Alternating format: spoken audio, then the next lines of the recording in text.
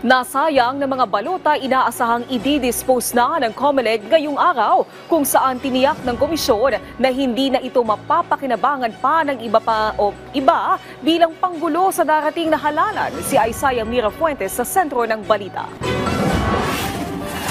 Inaasahan na ngayong araw ay didispose sa mga trimming o bahagi ng mga balotang hindi na magagamit sa halalan 2025. Ito yung mga balotang naunang naimprenta ng COMELEC bago maglabas ng desisyon ng Korte Suprema na may karagdagan pa palang mga pangalan na idadagdag sa balota.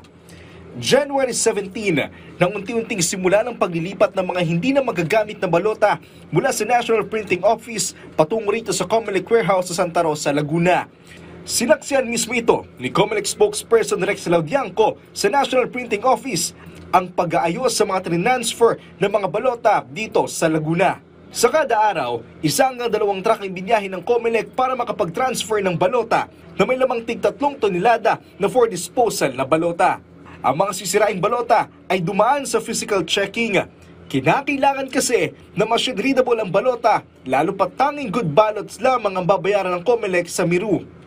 Ang mga for disposal na balotang ito ay sasailalim sa paper recycling melting process, alinsunod sa rules and procedure ng National Archives of the Philippines.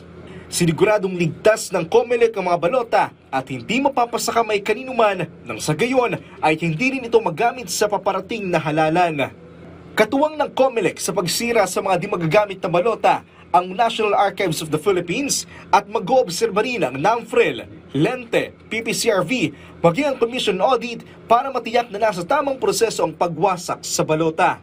Kung matatandaan, nasayang ang 6 na milyong official ballots ng COMELEC para sa paparating na halalan 2025 dahil sa iniutos ng Korte Suprema sa komisyon na idagdag ang pangalan ni Zubair Mustafa sa listahan ng mga senatorial candidates sa balota.